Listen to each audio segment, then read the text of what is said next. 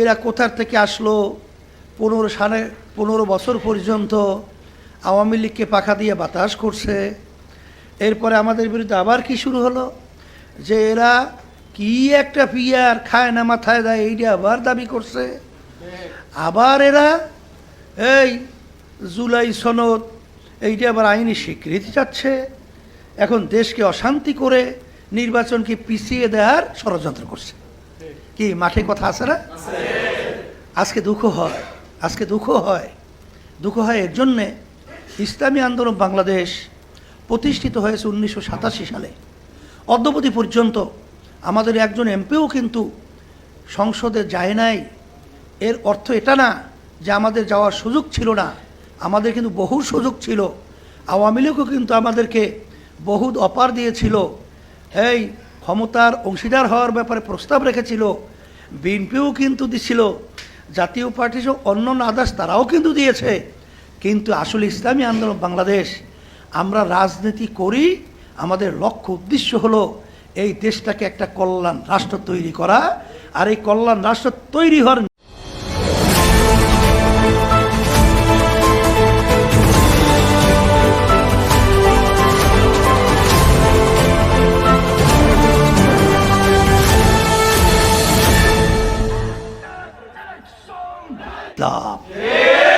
এই দেশের ভিতরে আলেম ওলামা তোলাবার অভাব নাই।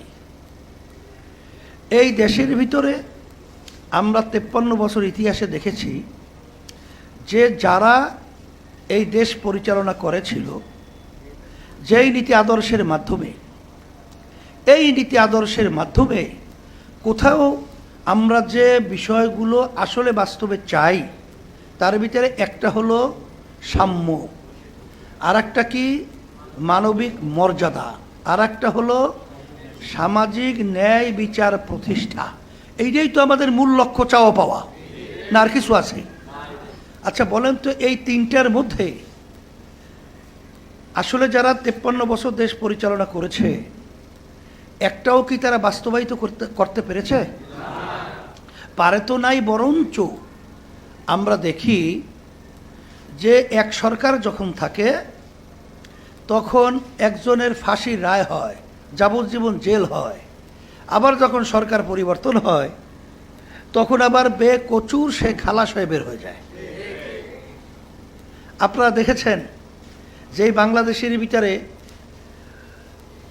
ওই এরশাদ সাহেবের ব্যাপারেই দেখেন না, যখন নাকি এই মেয়রের ব্যাপারে আন্দোলন সংগ্রাম করলো না, তখন পেপার পত্রিকায় মিডিয়ায় কি আসলো, যে বিচারককে চাপ প্রয়োগের মাধ্যমে তারপর রায় প্রদান করা হয়েছে। আচ্ছা বলেন তো, হাইকোর্ট সুপ্রিম কোর্ট, সেখানে যদি চাপ প্রয়োগের মাধ্যমে রায় প্রদান হয়, তাহলে সেই দেশে কোনোদিন মানুষ ন্যায় বিচার পায়? হ্যাঁ? তাহলে বোঝা গেল যে আসলে আমরা যা চাইছি এদের মাধ্যমে তা পাই।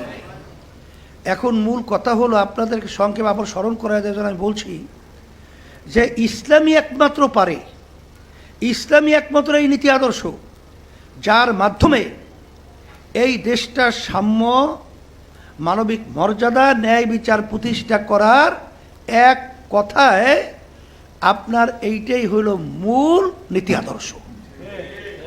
তার বাস্তবতা যারা এই নীতি আদর্শ ধারণ করে, আপনারা দেখেছেন 5ই আগস্টের পরে যখন দেশ সর্বদিক থেকে নিয়ন্ত্রণহীনতায় ভুগছিল, প্রশাসন তখন কি ফাংশন নিয়ম অনুযায়ী করছে? করে নাই। তখন সর্বত্র এক পর্যায়ে পরিচালনার ক্ষেত্রটা কি হয়ে গেছিল, কাঠামোগত ভেঙে পড়েছিল। তখন আপনারা দেখেছেন যারা ইসলামী নীতি আদর্শ ধারণ করে, তারা কিন্তু এই দেশকে শান্ত করার জন্যে, ভারত এক পর্যায়ে যখন আমাদের দেশের দিকে ভালো চোখে তাকায় নাই, বিগত দিনের ইতিহাস বলছি, এখন এই 5ই আগস্টের উত্থানের পরে তারা তো আমার দেশ সুন্দর থাকুক, এটা তো তারা চায় নাই।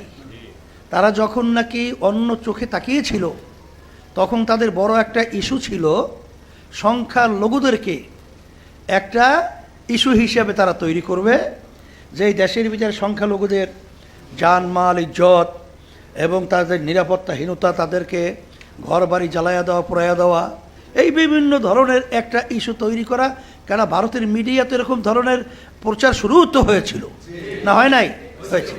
আপনারা দেখেছেন তখন কিন্তু যারা ইসলামী নীতি আদর্শ যারা ধারণ করে, তখন আমরা কিন্তু এই সংখ্যালঘুদের জান মাল ইজ্জত এবং তাদের উপাসনালয়গুলো কোনো ক্ষতিগ্রস্ত না হয়, এই জন্য কিন্তু আমরা পাহারার দায়িত্ব পালন করেছি। যখন নাকি প্রশাসনিক কাঠামোগত যখন নাকি কার্যক্রমে স্থবির হয়ে গেছিল, তখন কিন্তু আমরা সারা বাংলাদেশের মধ্যে ট্রাফিকের সিগন্যালের দায়িত্ব পালন করার জন্যে আমরা রাস্তায় দায়িত্ব পালন করেছি। আর তখন আপনারা দেখেছেন যে মায়ের কান্না তখন বন্ধ হয় নাই। তখন মা গলা ফাটা চিৎকার করছে, কলিজা ভাঙ্গা চিৎকার করছে যে কয়েকদিন পর্যন্ত আমার সন্তান আমাকে মা বলে ডাক দেয় না। এই যে আর্তনাদ, এটাও ওদের দিলের ভিতরে একটু নাড়া দেয় নাই। ওই সময় ওরা নেমে গেল কি চাঁদাবাজির জন্যে। তখন ওরা নেমে গেল কেস বাণিজ্যের মধ্যে। তখন ওরা কিতে নামলো স্টেশন দখলের মধ্যে, ঘাট দখলের মধ্যে, সর্বত্র। ওদের দলীয় লোকও তো বহুত লোক, তারা গুম হলো, খুন হলো, লক্ষ লক্ষ ওদের লোকগুলো জেলের ভিতরে বছরকে বছর জীবন কাটালো। এরপরে সংসারগুলো বিরান হয়ে গেল, কিন্তু এই মায়াটুকু পর্যন্ত ওদের ভিতরে জন্মায় নাই। ওরা দেশকে সুন্দর এবং দেশকে স্থিতিশীল এবং সুন্দরের ভারসাম্যতা ঠিক না রেখে ওরা নেমে গেছে চাঁদাবাজির লক্ষ্যে, ওরা নেমেছে টেন্ডারবাজির জন্যে। এমনকি নিজেদের ভাগ বেটারার ভিতরে সমস্যার কারণে প্রায় 200-র মতো নিজেরা মেরে ফেলছে। কেন্দ্রীয় নেতারা পর্যন্ত ওদের কাছে নিরাপদ নয়। নিজেরা দূর কথা, কেন্দ্রীয় নেতারা পর্যন্ত ওদের কাছে নিরাপদ নয়। এখন কথা হলো 5ই আগস্টের পরে আমরা বিএনপি, আওয়ামী লীগ, জাতীয় পার্টি 53 বছর দেখেছি। আমরা বাংলাদেশের মানুষ বারবার শান্তির আশায় আমরা দল পরিবর্তন করি, ব্যক্তি পরিবর্তন করি, নেতৃত্ব পরিবর্তন করি, কিন্তু আসলে সৃষ্টি যার, আইন নিয়ম হবে তার। সৃষ্টিকর্তা ভালো জানে কোন নীতি আদর্শের মাধ্যমে মানুষ দুনিয়াতে শান্তি পাবে, আখেরাতে মুক্তি পাবে। এটা তো আপনি আর আমি মন গড়া তৈরি করলে হয় না। তাই সেই লক্ষ্যে আমাদের কথা পরিষ্কার, আমরা যে রাজনীতি করি, ইসলামী রাজনীতি, তাও কিন্তু আল্লাহর হুকুম পালন করার জন্যই। এখন দেখা যায় যে আবার আমাদের বিরুদ্ধে বিভিন্ন ধরনের কথাবার্তা মাঠের ভিতরে জোরালোভাবে শুরু হয়ে গেছে। জোরালোভাবে কি, যে এরা কোথার থেকে আসলো, 15 বছর পর্যন্ত আওয়ামী লীগকে পাখা দিয়ে বাতাস করছে। এরপরে আমাদের বিরুদ্ধে আবার কি শুরু হলো, যে এরা কি একটা পিয়ার খায় না, মাথায় দেয়, এইটা আবার দাবি করছে। আবার এরা এই জুলাই সনদ, এইটা আবার আইনি স্বীকৃতি চাচ্ছে। এখন দেশকে অশান্তি করে নির্বাচনকে পিছিয়ে দেওয়ার ষড়যন্ত্র করছে। কি মাঠে কথা আছে না? আজকে দুঃখ হয় এর জন্যে ইসলামী আন্দোলন বাংলাদেশ প্রতিষ্ঠিত হয়েছে 1987 সালে। অদ্যবধি পর্যন্ত আমাদের একজন এমপিও কিন্তু সংসদে যায় নাই। এর অর্থ এটা না যে আমাদের যাওয়ার সুযোগ ছিল না, আমাদের কিন্তু বহু সুযোগ ছিল। আওয়ামী লীগও কিন্তু আমাদেরকে বহুত অফার দিয়েছিল, এই ক্ষমতার অংশীদার হওয়ার ব্যাপারে প্রস্তাব রেখেছিল। বিএনপিও কিন্তু দিছিল, জাতীয় পার্টি সহ অন্য আদার্স তারাও কিন্তু দিয়েছে। কিন্তু আসলে ইসলামী আন্দোলন বাংলাদেশ আমরা রাজনীতি করি, আমাদের লক্ষ্য উদ্দেশ্য হলো এই দেশটাকে একটা কল্যাণ রাষ্ট্র তৈরি করা। আর এই কল্যাণ রাষ্ট্র তৈরি হওয়ার নীতি আদর্শ হলো ইসলাম। এই জন্য আমি সকল গুদার আহ্বান জানাবো, আমাদেরকে এই কথা বলে যদি দেশ সুন্দর হয় আমাদের কোনো দুঃখ নেই।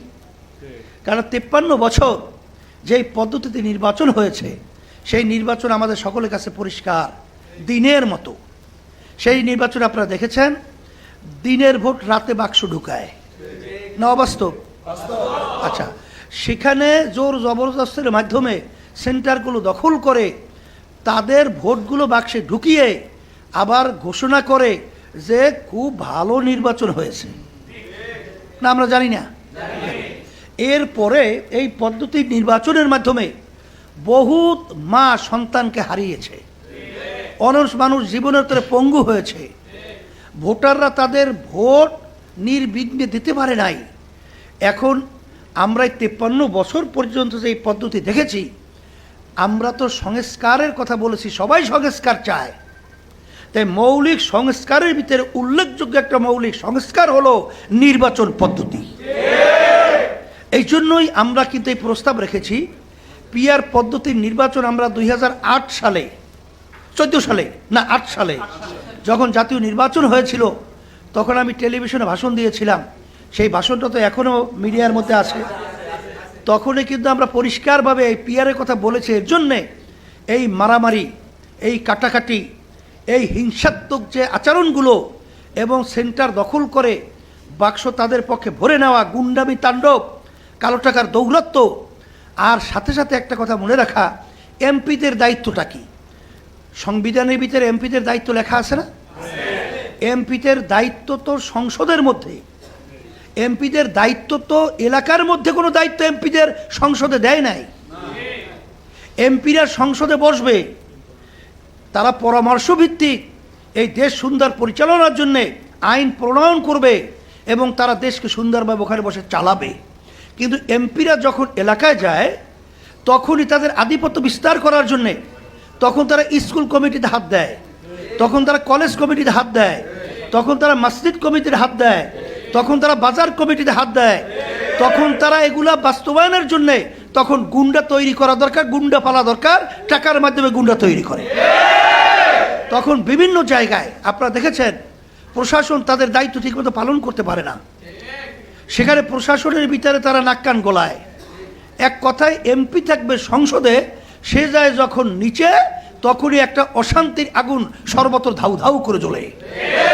একটা কাজ করতে হলে সেখানে পার্সেন্ট দিতে দিতে কন্ট্রাক্টর রুহু বের হওয়ার উপক্রম, টাকা বরাদ্দ হয় 1 লাখ টাকা, সেখানে 50 টাকার কাজও 50,000 টাকা কাজও করতে পারে না। এই নেতাকে পার্সেন্টেজ দিতে হয়, অমুকে পার্সেন্টেজ দিতে হয়, আবার এই সুবাদে প্রশাসনগুলো চরিত্র খারাপ হয়। কথাটা বোঝেন নাই? কারণ এই কাজটা করতে হলে তো প্রশাসন হাত করতে হবে, আর প্রশাসনকে তো পার্সেন্টেজ দিতে হয়। তো এক পর্যায়ে ওই এমপি যখন এলাকায় যায়, তখনই কিন্তু এই অশান্তির আগুন সর্বত্র ধাউ ধাউ করে জ্বলে। এটা আমরা দেখে আসছি, আমাদের বয়স হওয়ার এই 53 বছরে আমরা যারা দেখেছি সেটা বলেছি। এখন দেশ যদি সুন্দর করতে হয়, দেশ যদি নিজের পায়ে দাঁড়াতে হয়, 91টা মতো দেশ আজকে পিআর পদ্ধতি নির্বাচন চলছে। অনেকে বলে নেপাল অমুক জায়গায় সমুক জায়গায় বারবার সংসদ ভেঙে যায়। আমি বলবো সংসদ 10 বার ভাঙুক, আমাদের জনগণের যখন অসুবিধা না হয়, আমরা সংসদ 10 বার ভাঙলে আমরা অসুবিধা কি? কথা বোঝেন নাই? এরপর যদি এটা খুব অসুবিধা হয়, তাইলে কোনো দেশ পিআর অ্যাপ্লাই করার পরে সেই পিআর পদ্ধতি থেকে তারা কি ফিরে আসছে? বলেন তো, কোথায় আপনাদের জানা আছে কিনা? আমার তো জানা নাই যে তারা পিআর অ্যাপ্লাই করার পরে নির্বাচনী ক্ষেত্রে এই সুবিধা অসুবিধার কারণে তারা ওই পদ্ধতি থেকে ফিরে আসছে, এরকম তো আমার জানা নাই। বরঞ্চ নতুন নতুনভাবে তারা আবার বিভিন্ন দেশ যেখানে পিআর পদ্ধতি নাই, সেখানে আবার পিআর পদ্ধতির জন্যে তারা কিন্তু আন্দোলন সংগ্রাম শুরু করেছে। এখন আমি এই দেশের সন্তান, আমি এই দেশের নাগরিক, এই দেশ কিতে সুন্দর হবে এটা যদি আমরা দেখি, বা আমরা রাজনৈতিক দল একটা সুন্দর ফর্মুলা যদি আমাদের মাথায় আসে, এটা বলা আমাদের জন্য দোষ? আচ্ছা বলেন তো, দোষ? তারপরে আমরা বলছি যে আপনারা এটা মানেন না। কারা মানেন না? তারাই যারা ব্যক্তি স্বার্থ, দলের স্বার্থকে অগ্রাধিকার দেন, তারাই কিন্তু এই পদ্ধতি মানতে চায় না। কারণ হলো এখন যে গতানুগতিক যে নির্বাচন ধারাটা আছে, এই নির্বাচন পদ্ধতিতে 30-35% যদি ভোট পেয়ে যায়, তখনই তারা সরকার গঠন করে ফেলে। আর বাহিরের থাকলো কত 60-65% মানুষ, তাদের মতামতের কোনো মূল্যায়নই হয় না। তখনই তো রাস্তার ভিতরে অরাজকতা, হরতাল, অবরোধ, ভাঙচুর, জ্বালাও পোড়াও, দেশটা অশান্তির ভিতরে চলতে থাকে। আর যখন পিআর পদ্ধতি নির্বাচন, প্রতিটা ভোটারের মূল্যায়ন হবে, প্রতিটা ভোটারের ভোট পচবে না। এরপরে আপনারা জানেন যে এই পিআর পদ্ধতির নির্বাচনের মাধ্যমে সব দলের প্রতিনিধি তখন সংসদে যাওয়ার সুযোগ থাকে। যখন সুযোগ থাকবে, সব দলের লোক যখন সংসদে আছে, তখন আবার আন্দোলন সংগ্রাম রাস্তায় করবে কারা? তাদের তো প্রতিনিধি আছেই, তারা তখন কথা বলছে, কথা বলার সুযোগ পেয়েছে। তাহলে সেখানে তো তাদের হরতাল অবরোধ, এখানে তো রাস্তায় আর কোনো প্রয়োজন হয় না। এই জন্য এই পিআর পদ্ধতির মাধ্যমে আমরা দেখেছি বিগত দিনে যে সরকারগুলো গঠন করেছে, যখন তারা এককভাবে সিদ্ধান্ত নেওয়ার পাওয়ার পেয়ে যায়, এরপরে সংবিধান পরিবর্তন করার যখন তারা ম্যান্ডেট পেয়ে যায়, তখন তারা কিন্তু অন্য যত এমপি থাকুক সংসদে, তাদের কথার কোনো মূল্যায়ন থাকে না, বিরোধী দলের কথার কোনো মূল্যায়ন থাকে না। ওরা যা কয় বলুক, রাত্র দিনের দিন ওই পাশে থাকুক, আমরা যা বলছি পাশ করার তো সংবিধানে নিয়মই আছে, আমরা আমাদের পাশ করে নিলাম। তখন দেশ সুন্দর চলে? আর এই পিআর পদ্ধতির নির্বাচনের মাধ্যমে এককভাবে সরকার গঠন করা বা এককভাবে ক্ষমতায় যাওয়ার সুযোগটা কম থাকে। এরপরে এই পিআর পদ্ধতির মাধ্যমে ফ্যাসিস্ট চরিত্র তৈরি হওয়ার প্রবণতা বন্ধ থাকে। এই জন্য আমরা পিআর পদ্ধতি দাবি করেছি। এটা পর্যালোচনা আলোচনা করা দেখা যেতে পারে যে এই পদ্ধতি যদি দেশের জন্য সুন্দর হয়, তাহলে আপনি এটাকে ঘৃণা সহকারে খায় না মাথায় দেয়, এটা বলবেন কেন? কেন বলবেন? ব্যাপার কি? আপনি কি দেশে সুন্দর চান না? এই জন্য আমরা পিআর পদ্ধতি আমরা দাবি করেছি। এরপরে আমরা বলেছি যদি আপনারা একমত না হন, তাহলে আপনারা গণভোটের পরিবেশ করেন। দেখেন মানুষ কি চায়, বিভিন্ন সময় এক একটা জরিপ করে নিয়ে এসে পেপার পত্রিকায়, তারপরে ওইটার আবার ছেড়ে দেয়। এই কিছুদিন আগে সুজনের ছেড়েছিল, 71% মানুষ কি চায়? পিআর পদ্ধতি নির্বাচন চায়। আবার কালকে আবার সফল চাষে চায় না। আর কোন দিকে আমরা যাই এখন বাস্তবে দেখার জন্যে আপনারা এইটা রেফারেন্ডাম ছেড়ে দেন, গণভোট ছেড়ে দেন। দেখেন যদি দেশের জন্য কল্যাণ, এইটাই তো আমরা চাই। আমাদের তো অত শীত গরম নাই, আমরা তো দেশের কল্যাণ, আমাদের তো ওই এমপি হওয়া, মন্ত্রিত্ব, এটা তো আমাদের ইতিহাসে নাই। এর জন্য তো আমরা রাজনীতি করি না, আমরা তো কল্যাণের জন্য দেশের রাজনীতি করি। এখন আমাদের বিরুদ্ধে বিভিন্ন ষড়যন্ত্র শুরু হয়েছে। করেন, যদি দেশ ভালো হয় আমাদের তো কোনো দুঃখ নাই, কিন্তু আমরা যেটা ভালো মনে করছি বলতেই থাকবো। এই জন্য আপনারা জানেন ঐক্যমত্য কমিশনে সেখানে এই পিআর পদ্ধতির নির্বাচনের ব্যাপারে আমরা বারবার বলেছি যে আপনারা এটা আলোচনার টেবিলে নিয়ে আসেন, কিন্তু যারা ওখানে দায়িত্ব পালন করেছে তারা এটা নিয়ে আসে নাই। এমনকি আমরা আমাদের পক্ষ থেকে চিঠি দিয়েছি, চিঠির কোনো মূল্যায়ন করে নাই, বরঞ্চ তারা এইটাকে মূল্যায়ন না করে আমাদেরকে বাধ্য করে রাস্তায় নামিয়েছে আওয়াজ তোলার জন্য। আওয়াজ তুলতেছি।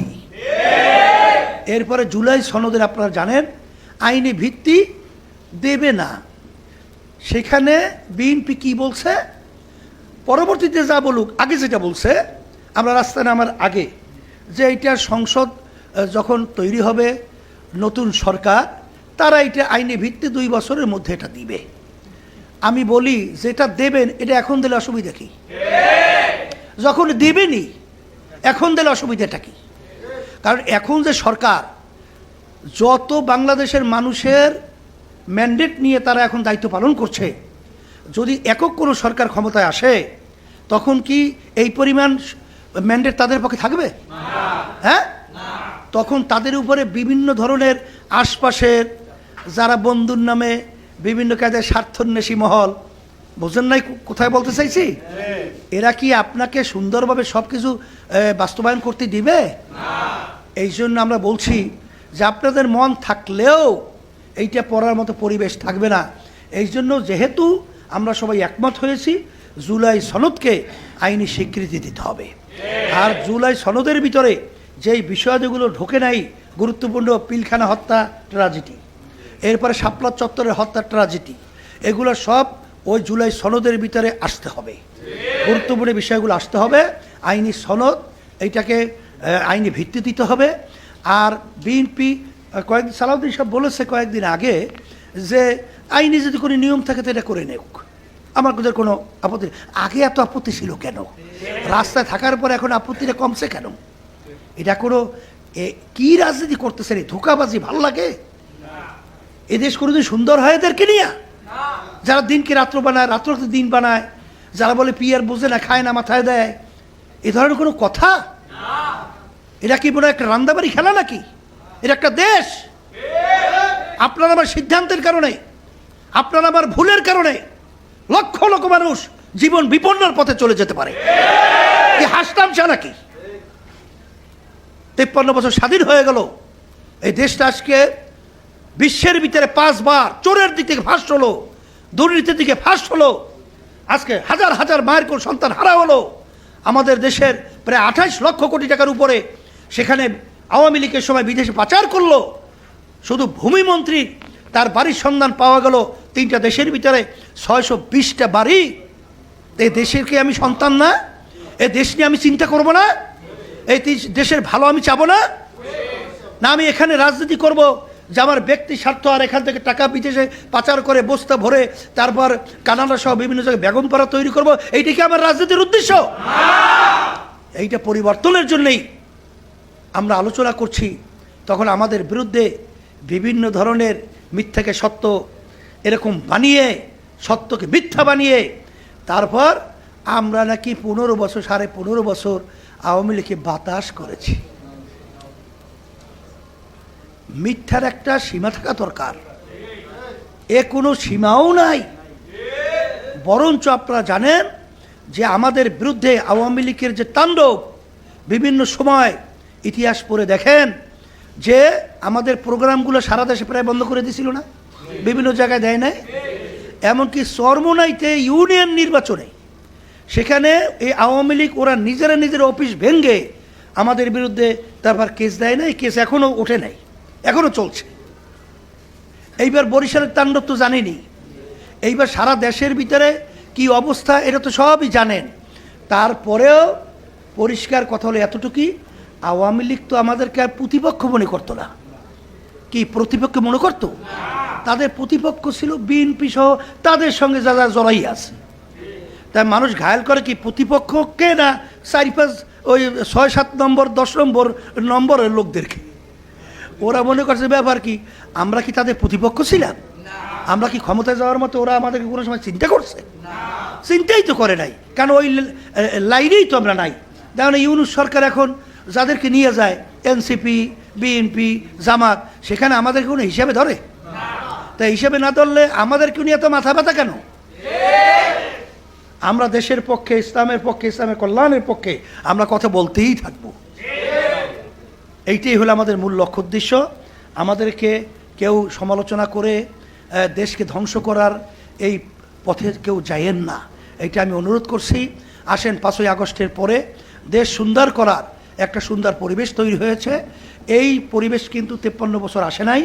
আর মানুষ কিন্তু বিএনপি, আওয়ামী লীগ, জাতীয় পার্টি সহ তাদের দেশ পরিচালনা দেখেছে। নতুনভাবে তারা দেশে আসার পরে আবার আমাদের জন্য কি মধু দিবে এই সিগন্যাল কিন্তু 5ই আগস্টের পরে এর সব দেওয়া শেষ। নতুনভাবে আর কোনো কিছু দেওয়ারও কিছু নাই। সেই হিসেবে বলবো, আসেন এই দেশকে পরিবর্তনের জন্য, দুনিয়াতে শান্তি, আখেরাতে মুক্তির লক্ষ্যে আল্লাহ রসুল সাল্লাল্লাহু আলাইহি ওয়াসাল্লামকে আল্লাহ যে পাঠিয়েছেন ওমা আরসালনাকা ইল্লা রাহমাতাল লিল আলামিন, সেই কনফারেন্সে আমি সকলকে অনুরোধ করব, আসেন আমরা একটু পরীক্ষামূলক এই নীতি আদর্শ ইসলামটাকে একটু রাষ্ট্রীয় ক্ষমতায় আমরা একটু দেখি। দেখেন মানুষ আসলে শান্তি পায় না মানুষ অশান্তি পায়, এটা একটু পরীক্ষাও তো দরকার আছে। এই আশাবাদ এবং এই অনুরোধ এবং এই দাবি আপনাদের সকল সামনে রেখে আমি আপনাদের জন্য দোয়া করি। আর ইসলামের পক্ষে যে আমরা একটা বাক্স পাঠাবার ঘোষণা দিয়েছি, আমরা যেন একটা বাক্স পাঠানোর ব্যাপারে পরিবেশ তৈরি করতে পারি, এই দোয়াটাও আমরা চাচ্ছি, দোয়াটাও করছি। আর এখন এর বিভিন্ন ষড়যন্ত্র চলছে। ষড়যন্ত্র চললেও আল্লাহ রাব্বুল আলামিন যতক্ষণ কবুল না করবে তো হবে না। অমাকারু অমাকার আল্লাহ, আল্লাহু খায়রুল মাকিরিন। আমার মালিক জানে যে কখন কি করতে হবে। আমরা তো চেষ্টা করছি, দোয়া করছি। আর মালিক ষড়যন্ত্রকারীদের ওদের চেয়েও বড় কৌশলী হলে আমার আল্লাহ। ওই ষড়যন্ত্র কোনো কাজ হবে না।